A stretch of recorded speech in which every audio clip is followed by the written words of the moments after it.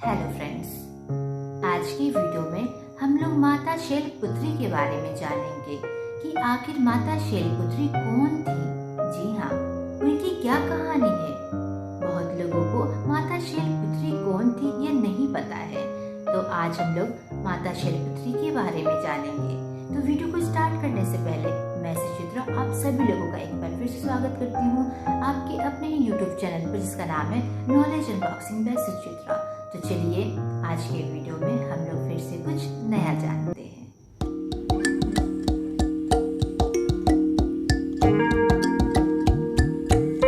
देवी सती के बारे में आप सभी लोग जानते होंगे। देवी सती राजा प्रजापति दक्ष की पुत्री थी तथा भोलेनाथ की धर्म पत्नी थी।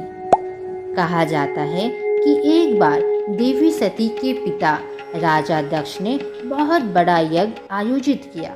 उस यज्ञ में उन्होंने सभी देवी देवताओं को आमंत्रित किया तथा ज्ञानी जनों को भी, परंतु राजा दक्ष ने अपने दामाद भगवान भोलेनाथ को आमंत्रित नहीं किया। ऐसा माना जाता है कि राजा दक्ष भोलेनाथ को नापसंद करते थे। उनकी पुत्री सती ने उनकी इच्छा के विरुद्ध भगवान शिव से विवाह किया था। इस कारणवश राजा दक्ष उस विवाह से असंतुष्ट थे तथा शिव को अपने दामाद के रूप में स्वीकार नहीं कर पा रहे थे। जब देवी सती को यह पता चला कि उनके पिता ने विराट यज्ञ का आयोजन किया है, तो वो वहां जाने के लिए व्याकुल हो उठी और अपने पिता के यहाँ जाने की इच्छा उन्होंने भोलेनाथ से व्यक्त की। सारी बातों पर विचार करने के बाद उन्होंने माता सती से कहा, देवी, आपके पिता प्रजापति दक्ष किसी कारणवश हमसे रुष्ट है। उन्होंने इस यज्ञ में सभी को आमंत्रित किया सिवाय मेरे। उन्होंने हमें जानकर वहां पर आमंत्रित नहीं किया है, इसलिए वहां जाना उचित नहीं और आपका भी वहां जाना सही नहीं रहेगा। परंतु देवी सती अपने पिता के यहाँ जाना चाहती थी। भगवान भोलेनाथ ने कहा, देवी, अगर आप जाना चाहती हैं तो मैं आपको रोकूंगा नहीं, परंतु मैं आपको अभी भी सचेत कर रहा हूँ, आपका वहां जाना उचित नहीं रहेगा। देवी सती ने भोलेनाथ के इस बात को उतनी गंभीरता से नहीं लिया और अपने पिता के यहाँ यज्ञ में सम्मिलित होने के लिए चली गईं।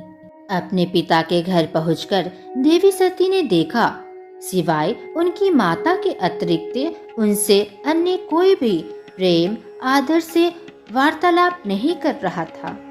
बहनों की बातों में भी व्यंग्यात्मक तथा उपहास के भाव भरे हुए थे। दुखी मन से सती यज्ञ वेदी के पास पहुंची तो उन्होंने देखा कि सभी देवताओं के भाग रखे हुए हैं, पर भगवान शिव का भाग वहां पर नहीं था। उन्होंने जाकर अपने पिता से पूछा, पिताश्री, यज्ञ में कैलाशपति का भाग नहीं दिख रहा, जबकि यहाँ पर तो सभी देवताओं के भाग उपस्थित थे। यह सुनकर राजा दक्ष क्रोध और अहंकार के स्वर में कहने लगे, यह यज्ञ देवताओं के लिए आयोजित किया गया है। इस यज्ञ में उस दरिद्र अघोरी का क्या काम, और तुम्हारा पति देवताओं के साथ बैठने के योग्य नहीं।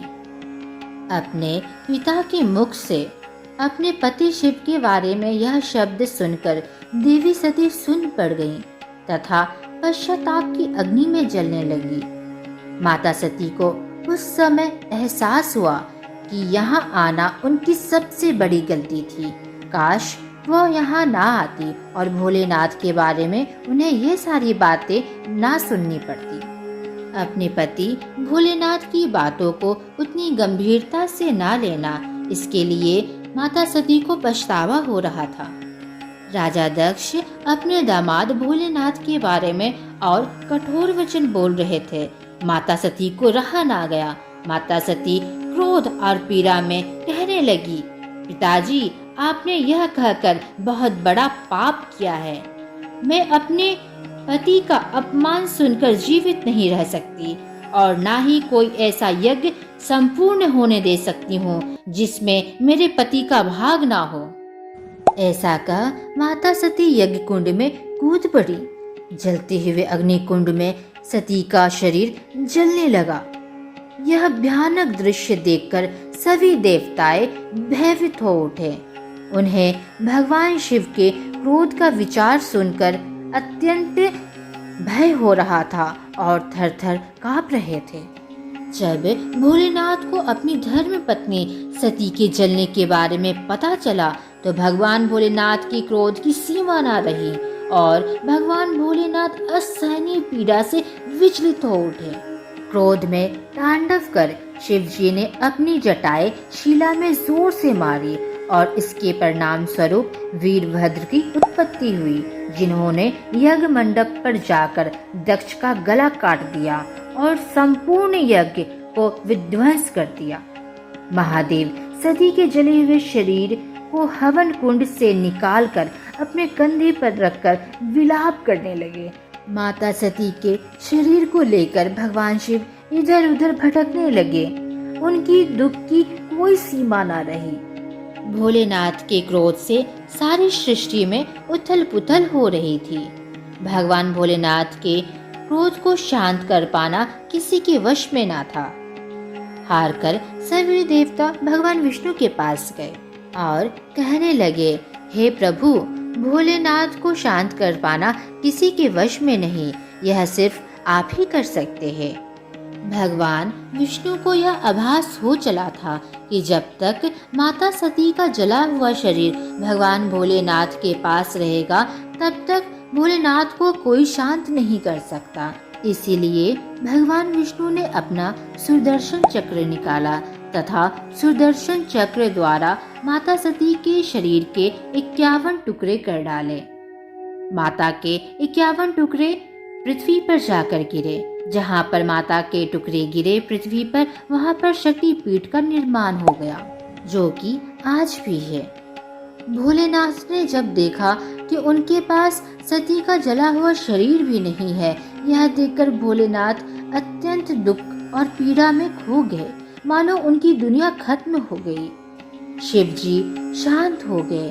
सभी देवताओं ने दक्ष को जीवन प्रदान करने के लिए भगवान शिव से प्रार्थना की, क्योंकि दक्ष का सर यज्ञ कुंड में गिरने के कारण वह जल चुका था।